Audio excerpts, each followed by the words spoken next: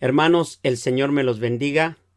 Transmitimos desde nuestro hogar y les damos gracias por la oportunidad que nos dan de entrar hasta su hogar. A la amada Iglesia Filadelfia, deseamos en el nombre de nuestro Señor Jesucristo que estén fortalecidos, que estén bendecidos en su hogar, en los quehaceres en los que se están involucrando. Hermanos, quiero traer la palabra del Señor con el tema la presencia de Dios.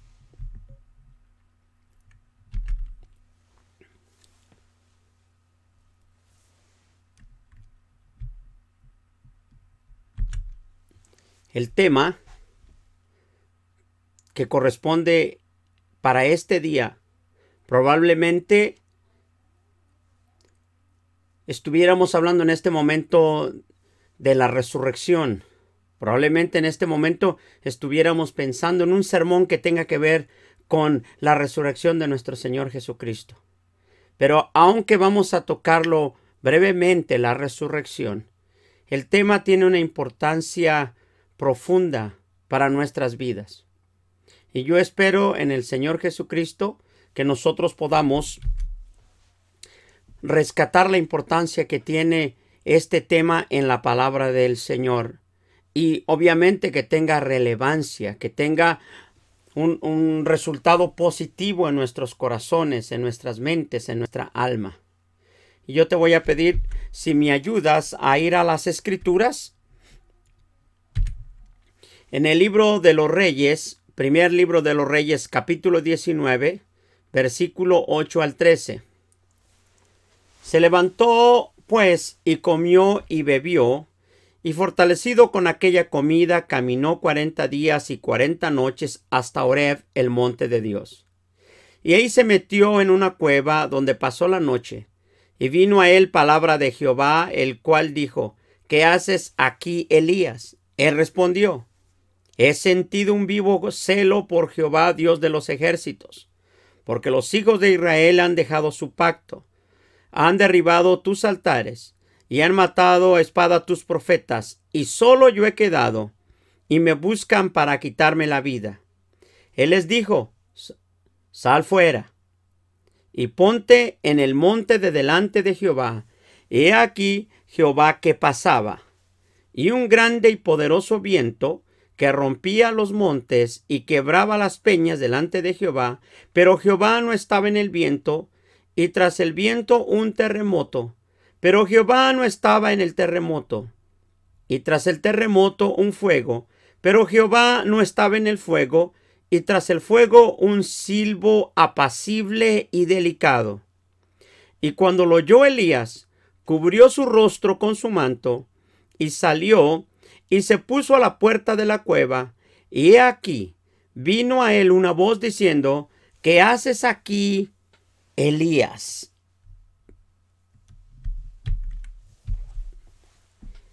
En el contexto de la Escritura, vamos a encontrar al varón de Dios, al profeta llamado Elías, quien tras una manifestación portentosa de nuestro Dios en su vida, poniendo al profeta como siervo suyo, dándole reconocimiento delante de los hombres, y habiendo habido un milagro maravilloso, de tal manera que descendió fuego del cielo y consumió el holocausto y consumió todas las cosas que contenía el área del holocausto. Usted sabe de esto, sabemos que consumió la ofrenda, consumió las piedras y aún el agua que se había puesto sobre aquel altar. Elías había tenido una experiencia maravillosa y Dios usaba a este hombre con poder. Pero tras esta obra maravillosa de nuestro Dios, y tras la muerte de los profetas de Baal y de Acera, Elías toma una actitud que puede ser desconcertante para muchos de nosotros. Y quiero incluirme porque uno de los pasajes más difíciles posiblemente y que son un poco hasta con un poco de misterio, este pasaje del cual acabo de leer. hermano, nos hace reflexionar en muchas áreas de nuestras vidas. Tenemos que pensar en las situaciones, en las circunstancias que nosotros en muchas ocasiones pasamos. En este pasaje nosotros leemos de la intervención y la manifestación de Dios en la vida de este profeta.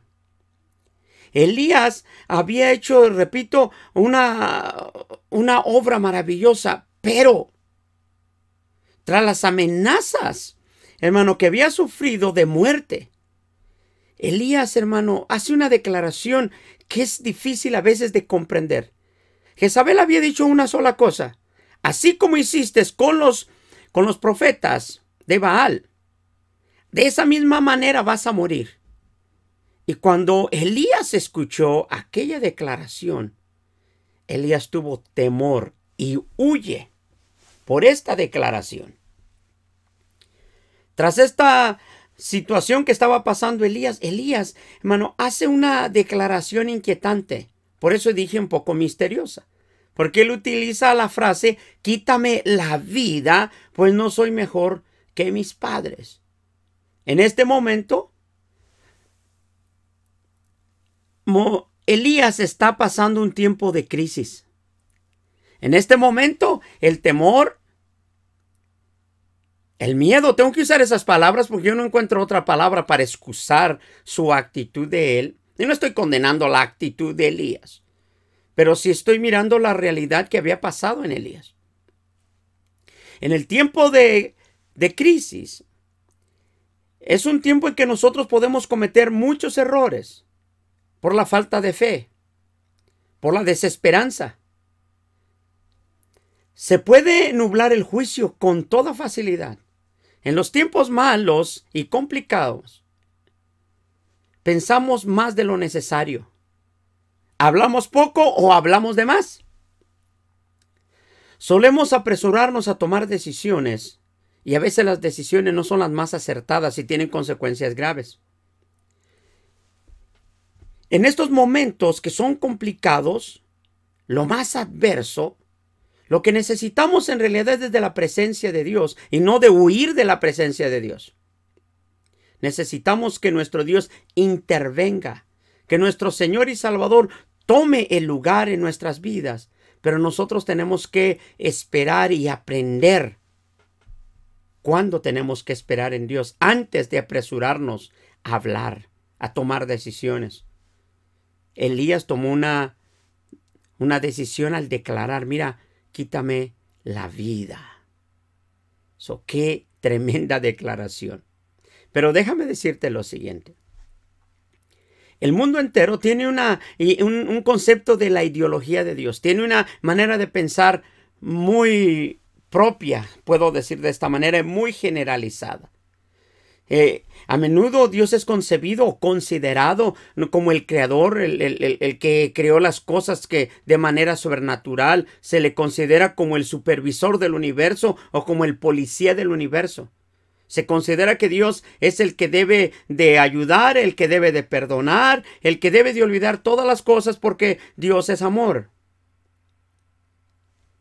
Los teólogos describen a nuestro Dios a través de los atributos que la Escritura tiene para declarar la personalidad o la persona de nuestro Dios. En este número o este sinnúmero de la concepción que representa a Dios a través de las circunstancias o de los atributos, mejor dicho, y perdón por la expresión, por los atributos, conocemos entonces a un Dios en el cual nosotros tenemos una referencia. Aunque repito, para el mundo tiene un concepto de Dios muy abstracto, muy limitado. Dentro de los atributos de nuestro Dios, para buscar su presencia y reconocer su presencia, nosotros podemos reconocer a un Dios por el conocimiento, por su bondad, por el amor, por la santidad, por la justicia, por la misericordia, por la verdad, por la soberanía, por su voluntad, por la humildad. Nosotros podemos encontrar una gama de palabras que describen a nuestro Dios. Déjame decirte que dentro de esa declaración y dentro de esa forma de describir las Escrituras a nuestro Dios, en su naturaleza están probablemente las declaraciones tales como omnisciencia, tales como omnipotencia, tales como omnipresencia.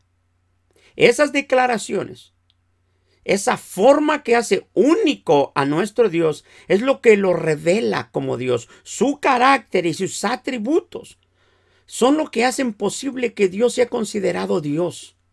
Lo que hace importancia para los que hemos creído en Él. Su revelación en las Escrituras nos enseña su existencia. Ahora, sin embargo, en este momento, aunque nosotros podamos hablar de nuestro Dios como omnisciente, como omnipotente, quisiera solamente usar unos minutos para hablar de la omnipresencia. Y hablar de la omnipresencia de Dios nos tomaría muchísimo tiempo. La Escritura está lleno de escrituras que hablan de esta presencia de nuestro Dios en todo tiempo. Sin embargo, dentro de esta presencia de nuestro Dios continua, también quisiera señalar lo que nosotros llamaríamos, o lo que al menos yo entiendo, como una presencia manifiesta o la manifestación de Dios en nuestra vida. De la primera, siendo esta una verdad absoluta, entendemos por la Escritura que tanto los ángeles, los hombres y todo ser espiritual creado, consciente o inconsciente, reconoce que Dios es el creador del universo, del cielo y de la tierra y de todo cuanto existe en ellos. Quisiera que me acompañes a esta escritura en el libro de Apocalipsis, en el capítulo 5, verso 13. Y a todo lo creado que está en el cielo y sobre la tierra y debajo de la tierra y en el mar, y a todas las cosas que en ellos hay, oí decir: al que está sentado en el trono y al Cordero sea la alabanza, la honra, la gloria y el poder por los siglos de los siglos. Hermano, quiero que me ayudes un momento. Mira, según la Escritura, dice de la siguiente manera: y todo lo creado, esta palabra todo lo creado, debe de entenderse que todo aquello que existe fuera de la persona de Dios, fuera de la deidad misma. Es decir, nosotros podemos hablar de arcángeles, de querubines, de ángeles, de todo ser espiritual, ángeles caídos, demonios, todas aquellas cosas que fueron creadas, inclusive los hombres. Todo, dice la Escritura, y a todo lo creado que esté en el cielo y sobre la tierra y debajo de la tierra y en el mar, y en todas las cosas que en ellos hay, oí decir. Hay un reconocimiento. Y ese reconocimiento es hacia nuestro Dios, hacia el Cordero, hacia el Señor. Y dice el resto del versículo: al que está sentado en el trono y al Cordero sea la alabanza, sea la honra, sea la gloria y sea el poder por los siglos de los siglos. Los ángeles y los hombres redimidos lo alaban, lo glorifican, lo adoran. Pero hay excepciones en esto. ¿Cuáles serían las excepciones? Porque los que están en aquella alabanza en el cielo son los hombres redimidos con los ángeles y todo ser espiritual en el cielo. Aquellos son los que dan alabanza al Cordero y al que está sentado en el trono. Pero, repito, hay excepciones. En la mayoría de los hombres solo saben de esta presencia por referencia. Yo he dicho una y otra ocasión que el conocimiento de los hombres está más basado en una religión heredada o por simple cultura. Sus expresiones en este conocimiento son muy vagas. Al cuestionarlos sobre esta maravillosa realidad, sobre la presencia de Dios, sobre la existencia de Dios, ellos simplemente, cuando responden a esta pregunta, el ser humano siempre intenta adivinar, busca una respuesta en su mente, en su corazón. El hombre que no tiene conocimiento de Dios, hermano, desconoce aún el propósito de su vida. Mire, es tan grave que cuando nosotros hacemos la pregunta sobre propósitos de su vida, no pueden entender que una silla puede cumplir el propósito por lo cual fue hecha. Ellos no entienden que todas las cosas que fueron hechas y creadas por el hombre cumplen propósito. De la misma manera que Dios creó al hombre, el hombre fue hecho para cumplir propósito, pero no puede cumplir un propósito si no entiende, si no comprende al Dios que lo formó, que lo hizo. Es triste mirar cómo el ser humano, el hombre, camina sin Dios y sin esperanza.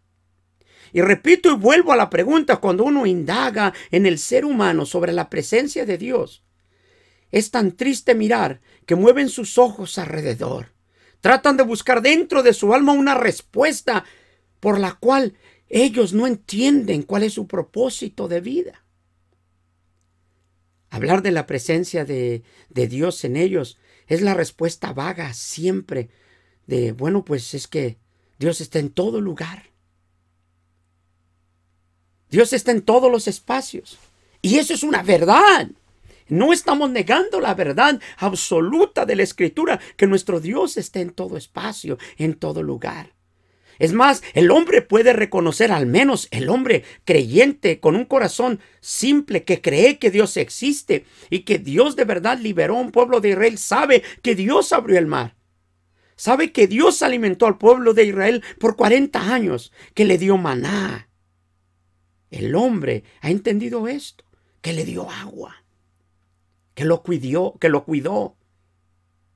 guardó, que lo metió con victoria, con poder a la tierra prometida.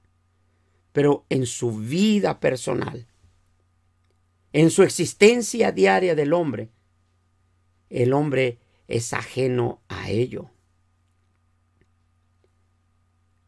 El hombre tiene, hermanos, un vacío de Dios en su mente y en su alma. Ha estado vacío por años. Toda su vida ha estado así. Suele pensar de un Dios distante, o por lo general de un Dios que necesita ayuda para ser Dios. Puedo citar una declaración común, popular, que parece jocosa, que parece de risa cuando uno la escucha. Porque como el hombre desconoce de Dios y desconoce de la presencia de Dios, él cree que cuando Dios dijo, ayúdate que yo te ayudaré. Ellos están convencidos de que eso es verdad. Ellos están convencidos de que Dios hizo esta declaración para el ser humano. Y es increíble que un gran número de hombres y de mujeres sin conocimiento de Dios use esa expresión como una realidad, como una verdad. Cuando nosotros hemos vivido y hemos entendido en las Escrituras que nuestro Dios ciertamente es verdad, pero no por una referencia, no por un mero conocimiento vago, sino por una experiencia en el conocimiento, en el testimonio de las Escrituras de nuestro Dios. Quisiera que me ayudaran y mire esta cita que encontramos en las Escrituras. En el libro de los Salmos, en el capítulo 137, en el verso 7 al 8, dice de esta manera: ¿A dónde me iré de tu espíritu y a dónde huiré de tu presencia? Si subiere a los cielos, allí estás tú. Y si en el Seol hiciere mi estrado, he aquí, allí tú estás. Y en Jeremías, hermanos, capítulo 23, versículo 24, ¿se ocultará a alguno, dice Jehová, en escondrijos que yo no lo vea? ¿No lleno yo, dice Jehová, el cielo y la tierra? Y el libro de los Proverbios, maravilloso libro, dice en el capítulo 15, versículo 3, los ojos de Jehová están en todo lugar, mirando a los malos y a los buenos. Probablemente las citas buscadas para este tema, y solo en este espacio, son las apropiadas para mi idea y para mi forma de pensar. La Biblia está llena, hermano, de escrituras sobre este concepto. Pero quise señalar al menos estas tres. Por lo siguiente, el versículo 8 del Salmo 139 repite dos frases de acuerdo a las palabras del salmista. Si subiere al cielo, ahí estás tú. Y si en el Seol hiciere mi estrado, he aquí, ahí estás tú. Y luego el libro de Jeremías, mira lo siguiente. Dice, ¿se ocultará alguno? Dice Jehová. ¿Alguno tiene la osadía de poderse esconder de Dios? ¿Alguno piensa que puede esconderse de Dios? Déjame decirte lo siguiente, aprovechando el texto. Hay muchos hombres que piensan que sus acciones no son vistas de nadie, porque lo hacen en la oscuridad, en lo oculto, en donde nadie los mira. Pero te tengo una noticia: si tú practicas esta forma, te garantizo una cosa: nuestro Dios tiene sus ojos sobre el ser humano en todos los espacios, en todos los rincones. No hay un espacio donde el hombre puede esconderse. Jeremías, repito, 23-24, ¿se ocultará alguno, dice Jehová, en escondrijos, que yo no lo vea? Y va nuestro Dios, hermano, a hacer esta afirmación: ¿no lleno yo, dice Jehová, el cielo y la tierra? ¿Entiende, hombre? Hermano, nuestro Dios lo ve todo por su omnipresencia. Él está en todo espacio. El libro de los Proverbios 15:3 agrega: los ojos de Jehová están en todo lugar, mirando a los malos y a los buenos.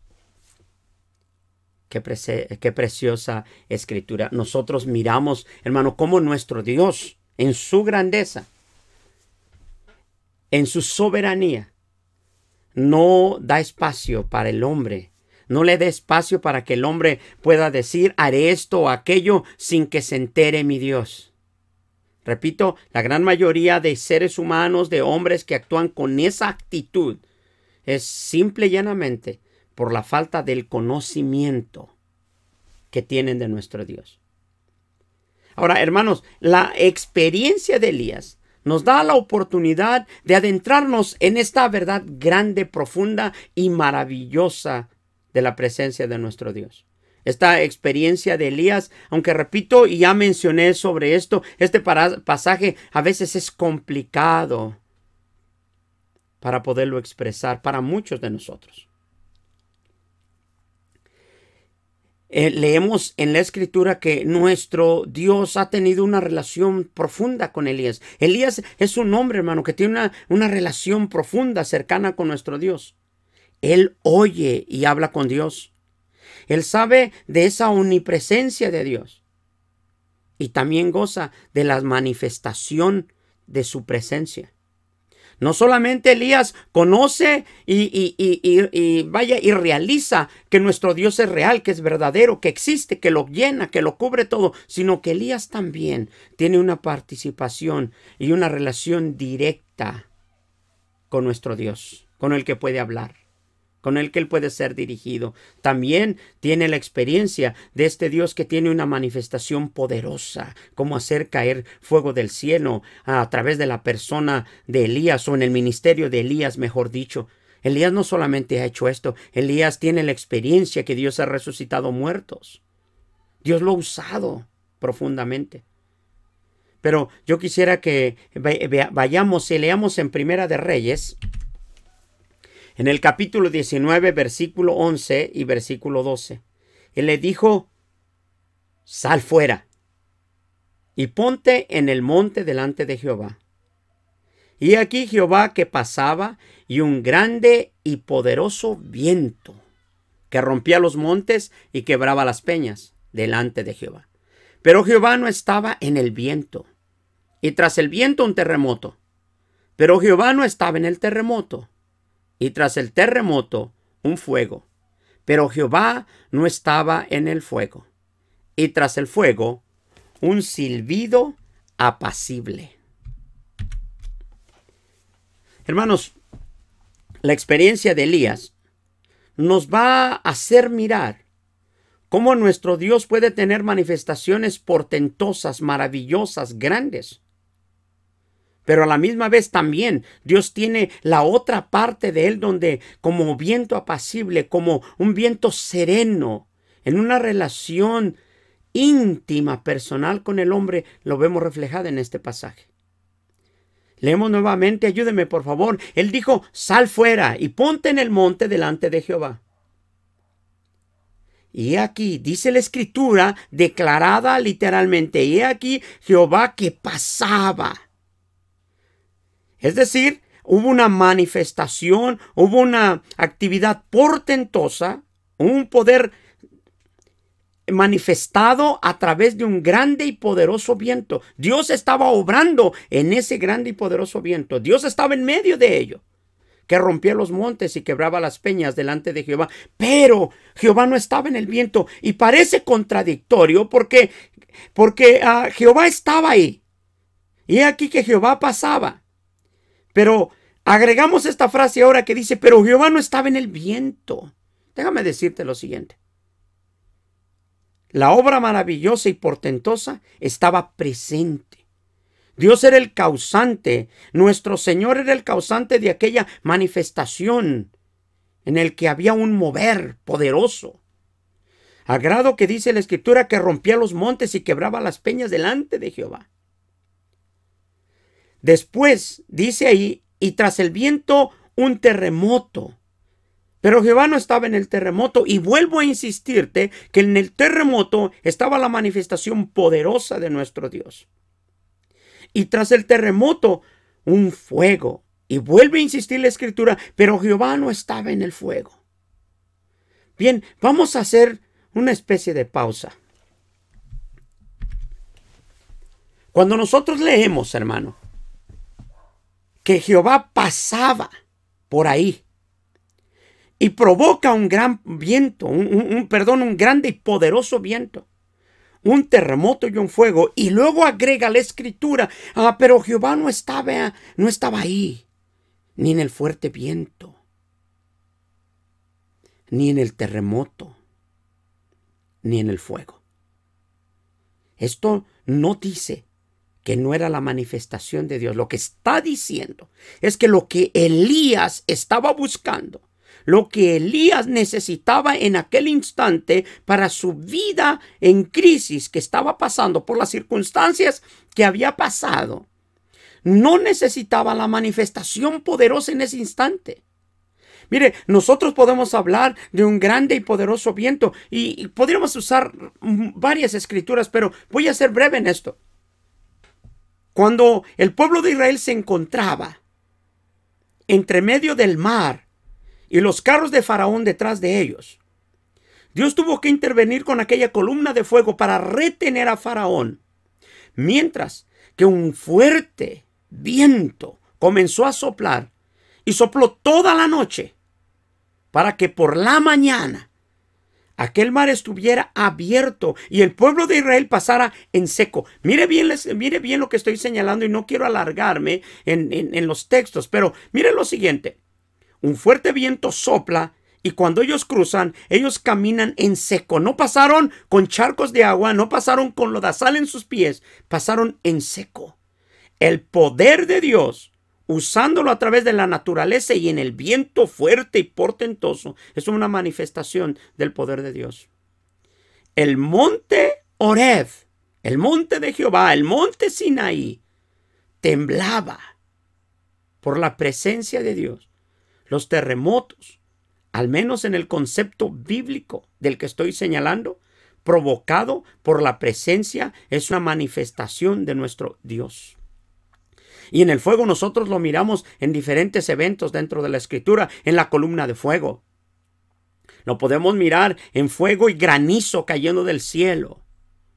Y lo podemos mirar en aquel altar que Elías había edificado para la manifestación de Dios y para que el nombre del Señor fuera glorificado. Es decir, todos los elementos aquí mencionados hablan de manifestaciones portentosas de nuestro Dios. Pero repito, hermano, en aquel momento, y esto es parte de la manifestación de nuestro Dios, Elías necesita, hermano, del arropo. No necesita mirar milagros. Lo que necesita en este instante, hermano, es la restauración en su corazón. Él necesita, hermano, aquella paz.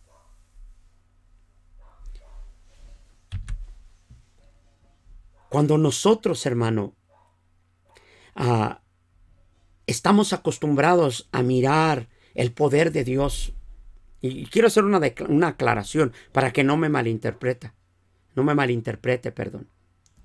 Hermano, la manifestación de Dios a través de los milagros, de los hechos maravillosos y portentosos, es algo en lo que hemos vivido, en lo que hemos aprendido, en lo que nos hemos adoctrinado. Es una experiencia viva, personal. Cada uno de nosotros hemos gozado de milagros, de salvación, de sanidad.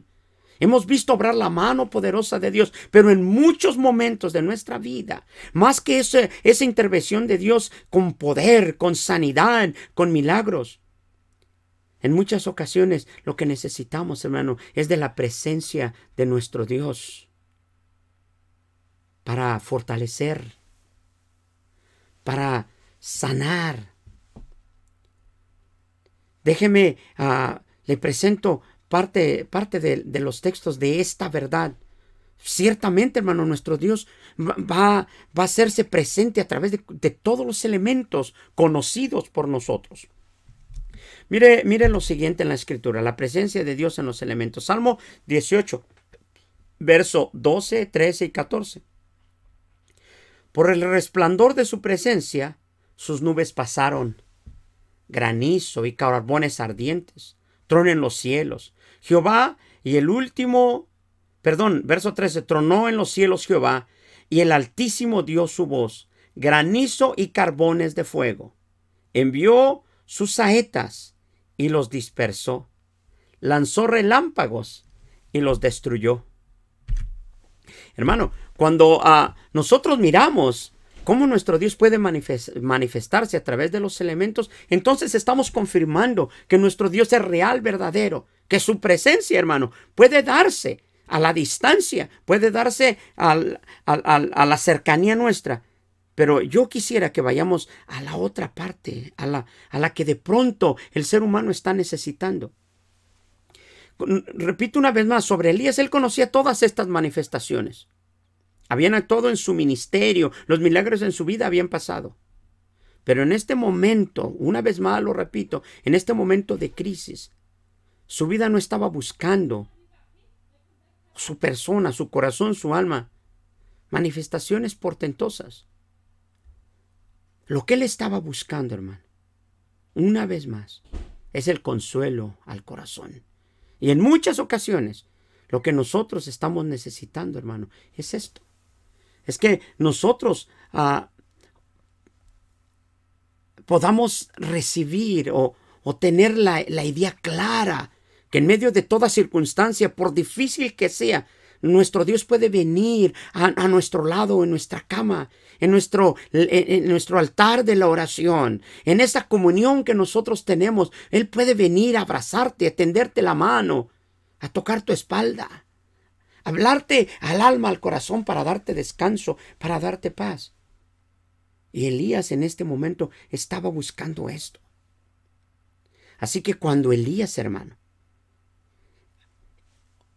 oye que él está en aquel silbido apacible. Vaya conmigo, por favor, hermano. Mire, Primera de Reyes 19, 12 y 13. Y tras el terremoto un fuego, pero Jehová no estaba en el fuego. Y ponga atención de aquí en adelante. Y tras el fuego, un silbo apacible y delicado. Y cuando lo oyó Elías, cubrió su rostro con su manto y salió. Y se puso a la puerta de la cueva, y aquí vino a él una voz diciendo: ¿qué haces aquí, Elías?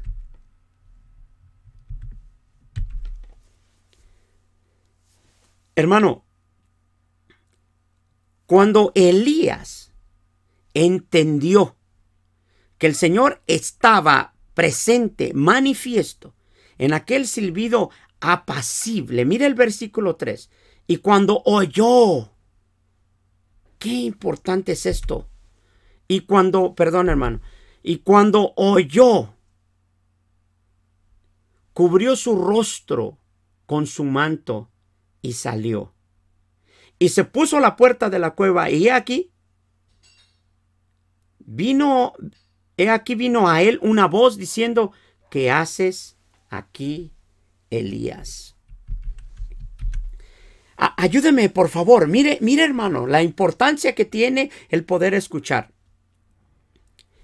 Cuando en el versículo 3, Elías oye y entiende que la presencia de Dios, que el Señor está ahí, manifestado a través de ese silbido apacible y delicado, entonces, hermano, salió.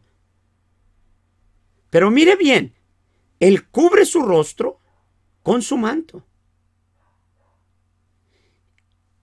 Y sale y se pone a la puerta de la cueva. Elías está consciente que Dios se había manifestado portentosamente, pero él no salió de la cueva. Él estuvo metido en la cueva hasta que entendió que lo que él quería era tener una plática personal, individual, cercana.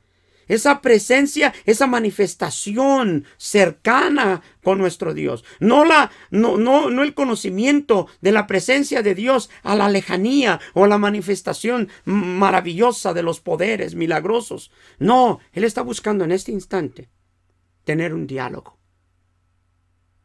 Una vez más repito, él necesitaba que su corazón fuera sanado,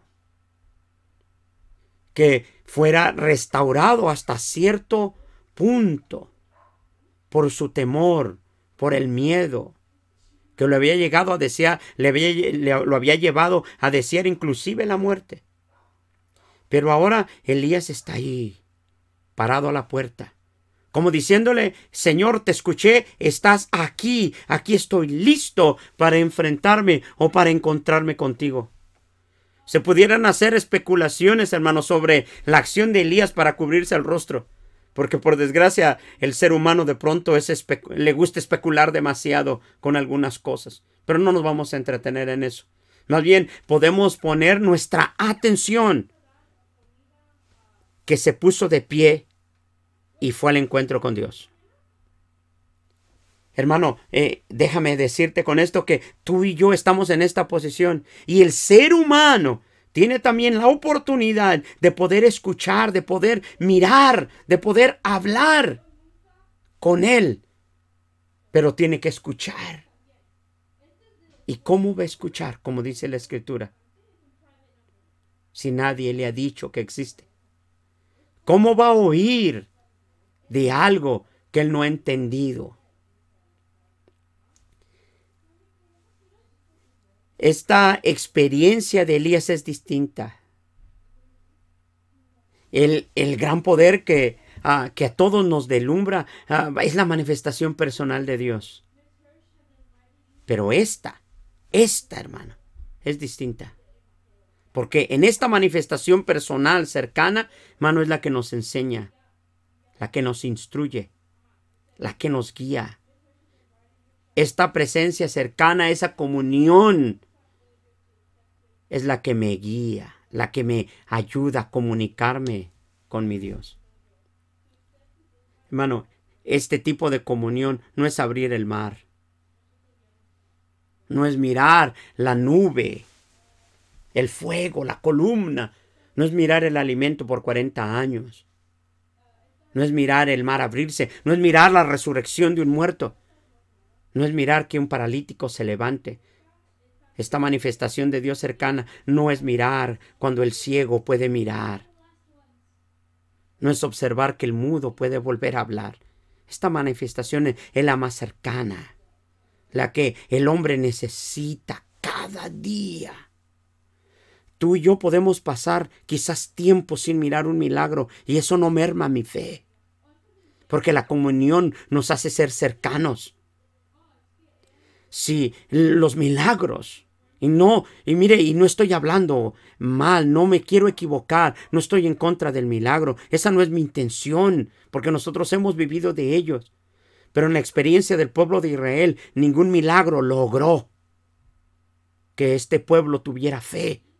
Ningún milagro de este pueblo logró que el pueblo se humillara y reconociera a su Dios como Señor y Salvador. No lo reconoció de esta manera. Por el contrario, en cada necesidad buscaban una manifestación portentosa porque Dios estaba obligado, según ellos, para que Él se manifestara de esta manera.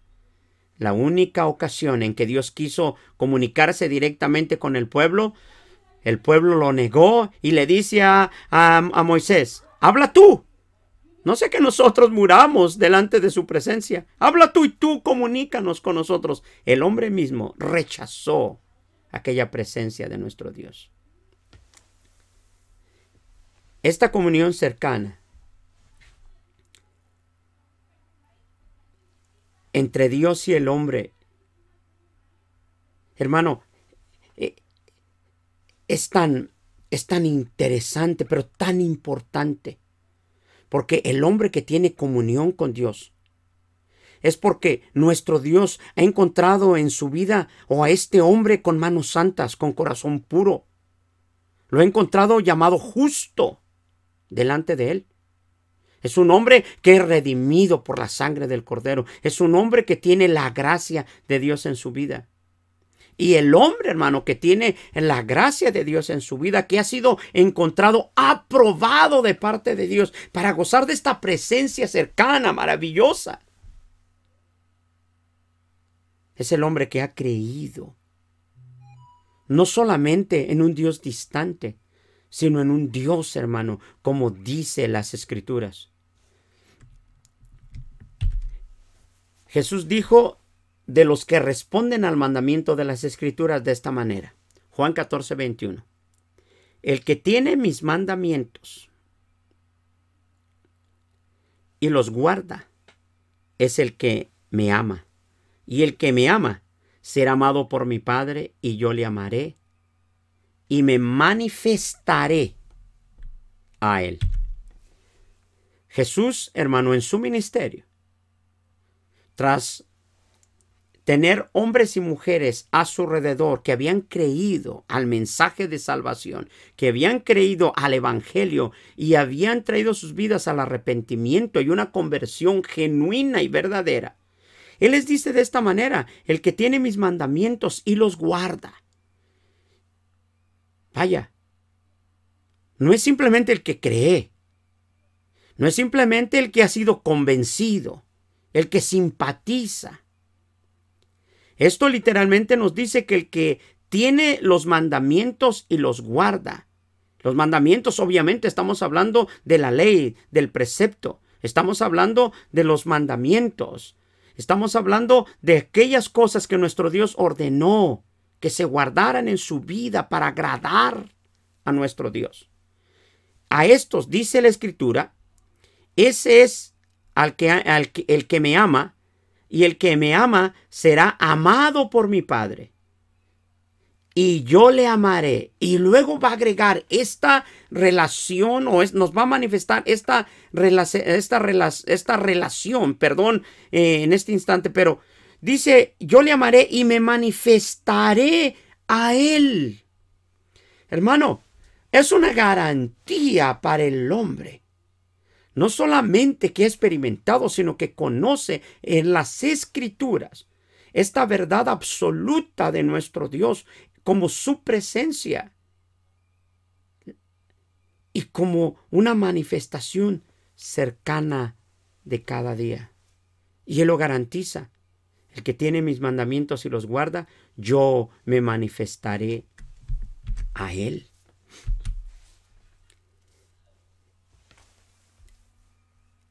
Hay, hermanos, situaciones o circunstancias que meritan la intervención de nuestro Dios, no con manifestaciones portentosas, de acuerdo a nuestro criterio, sino con la manifestación del Dios consolador, del restaurador, del Dios que perdona, del que hace misericordia,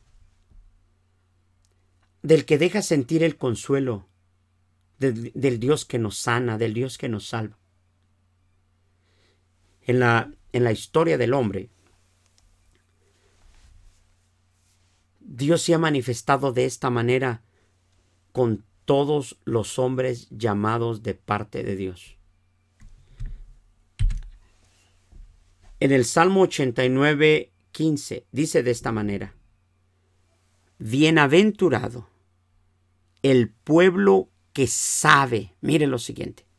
Una vez más, bienaventurado el pueblo que sabe aclamarte.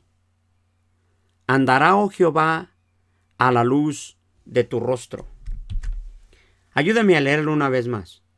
Bienaventurado el pueblo que sabe aclamarte, porque éste andará, oh Jehová, a la luz de tu rostro. Hermanos, este día el mundo conmemora, creyentes y no creyentes, un porcentaje muy alto de religiones en el mundo recuerdan el día de hoy la resurrección de nuestro Señor Jesucristo. Quise abordarlo un instante, porque obviamente es importante que nosotros no olvidemos que la victoria nuestra, que la salvación nuestra, que el que hayamos sido restaurados, el que hayamos sido perdonados, tiene, hermano, como base fundamental la resurrección de nuestro Señor Jesucristo. Porque sin resurrección no hay, hermano, esperanza para el ser humano. Ciertamente Jesucristo vino como cordero inmolado y fue muerto como cordero, sin protestar, sin hablar. Fue aquella cruenta cruz. Y tras ser sepultado, nuestro Dios lo levantó con el poder del Espíritu Santo y lo levantó de la muerte. Esto, hermano, nos ha dado la garantía de que tú y yo podamos tener y podamos gozar de esta salvación tan grande y maravillosa. Pero de la misma manera que Elías buscaba en un momento difícil la presencia de Dios cercana, déjame decirte lo siguiente, como dice la Escritura: he aquí estoy a la puerta y llamo. Si alguno abriere su puerta, entraré a él y cenaré con él y él conmigo. Vale la pena recordar que un día como hoy, en el que nosotros recordamos, nosotros celebramos que Jesucristo se levantó de entre los muertos, esto es lo que nos ha dado vida eterna. Así que esa resurrección maravillosa que se llevó a cabo en la persona de Jesús, esta resurrección es la que nos da esa oportunidad de tener ese acercamiento con nuestro Dios. Porque una vez que Él resucitó, hermano, subió a los cielos y se sentó a la diestra del Padre. Y allí estará hasta que no venga. Allí estará hasta el sonido de la final trompeta, cuando los muertos en Cristo resucitarán primero y luego nosotros, los que no habremos muerto, seremos transformados en un abrir y cerrar de ojos para encontrarnos con el Señor en las nubes, y así estaremos para siempre con Él. Hermano, yo te quiero invitar que reflexionemos en nuestras vidas, que anhelemos la presencia de Dios. Que ese Cristo resucitado tenga la importancia en nuestras vidas, en la búsqueda, hermano, en la búsqueda incansable de la comunión, de la relación, estrechar el lazo continuamente en relación con nuestro Dios. Tú que no conoces a Cristo Jesús, te quiero invitar que hoy en día no solamente vengas a recordar la resurrección de Cristo de entre los muertos como un evento que hay que celebrar cada año. Yo quisiera decirte que ese Cristo que resucitó de entre los muertos no se quedó entonces en la tumba, está vivo y está sentado a la diestra del Padre. Y ahí está, para abogar por ti y por mí. Y si tú no conoces a Cristo Jesús, si tú no has tenido la experiencia de tener a Jesús en tu corazón y poder vivir para Dios en santidad, para que de la misma manera como mencionaba, que Dios busca un hombre con corazones limpios, con manos santas. Busca un hombre que sea justo delante de Él para poder manifestarse. Jesucristo es el camino. Jesucristo es la respuesta para encontrarte apto, limpio, aprobado delante de Dios. Mientras sigas huyendo de la presencia de Jesús, mientras sigas huyendo de su nombre y no entregues tu vida para consagrarla a nuestro Dios, seguirás siendo un hombre vacío, sin paz, sin esperanza. Pero Jesucristo es la respuesta para tu vida. Y yo te quiero decir en este momento, Él te ama. Y Dios no es un Dios lejano. Dios no es un Dios a la distancia. Él no necesita tu ayuda para ser Dios. Él todo lo que necesita de ti es un corazón contrito y humillado, un corazón quebrantado, un hombre, una mujer que entienda que para que la resurrección de Cristo tenga efecto en su vida, necesita vivir para Él y vivir en santidad. Hermano en Cristo Jesús, te invito en este momento para que tú cierres tus ojos. Oremos un momento. Si estás enfermo, vamos a orar por ti. Y te invito a que me ayudes a orar por el que esté enfermo detrás de la pantalla. Aquellos que están viendo este programa, también queremos orar por ti. Si estás enfermo, solo te voy a pedir una cosa. A manera de obediencia, ¿por qué no colocas tu mano sobre tu cabeza como símbolo de que Dios puede obrar en tu vida? Los que están en este momento luchando y peleando contra este virus alrededor del mundo, hay hombres y mujeres nacidos de nuevo, médicos, enfermeros, enfermeras, asistentes médicos, que cada día están luchando una batalla, están peleando una guerra en medio de esta pandemia. Yo te voy a invitar que tú ores en tus tiempos de oración. Ora por tus hermanos en Cristo que están en este momento batallando. Por aquellos que están enfermos, aquellos que han sido agobiados por la enfermedad. Oremos y que Dios haga su bendita voluntad. En tus tiempos de oración, ora por este ministerio. En tus tiempos de oración, ora por tus hermanos. En tu tiempo de oración, ora por tus amigos. En tu tiempo de oración, ora por tus familiares. Acércate a esa presencia de Dios cercana. La manifestación de nuestro Dios que está en tu corazón, que está en tu alma. Yo te invito a que cierres tus ojos y me ayudes a orar. Bendito Dios y Padre de nuestro Señor Jesucristo, te damos gracias, Dios mío, por tu misericordia, porque hemos entendido que tú eres un Dios real y verdadero. Hemos conocido, Señor, que en esa presencia maravillosa tuya, Señor, hemos visto poder maravilloso, poder que restaura, que sana, que resucita muertos, que provee. Pero también hemos conocido aquel Dios que consuela, que da paz, que restaura, que sana el cuerpo, que sana el alma. Que nos podemos llenar de su presencia, Señor, de esa manifestación tuya a través de tu Santo Espíritu, porque, Padre, hemos entendido que no solamente te conocemos por tu palabra, sino que has decidido habitar en nosotros como tabernáculos para tu presencia. Ciertamente no somos hombres, no somos mujeres, Señor, que merecíamos o que hubiésemos hecho algo que nos hiciera merecedores de semejante bendición. Pero tú decidiste habitar en nosotros. Tú decidiste tomar este lugar para glorificar tu nombre. Gracias, Señor, por esta obra maravillosa. Yo te pido en este instante, Dios mío, en tu gracia, en el poder tuyo, Señor, que sanes al enfermo.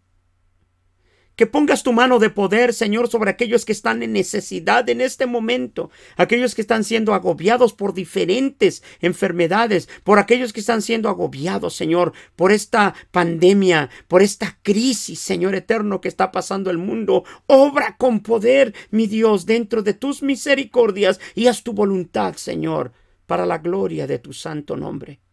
Te pedimos, Señor, por aquellos hombres y mujeres que están al frente de la lucha, Señor, en la medicina. Hombres y mujeres, Señor, los que conocen tu nombre, tus hijos, como aquellos, Señor, que sin conocerte, pero hacen un esfuerzo, Dios mío, hacen en su sabiduría, en su entendimiento, en la capacitación que ellos han adquirido, Señor, para que tu nombre sea glorificado también. Úsalo, Señor, a cada hombre, a cada mujer que está peleando en este momento.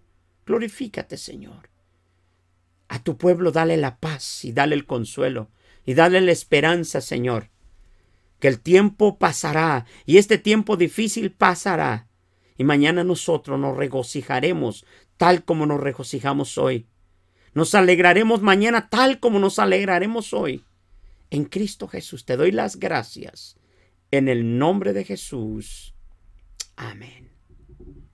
Hermanos, el Señor me los bendiga y que se sigan gozando de la presencia de Dios en todo tiempo y durante todos los días de su vida. Gracias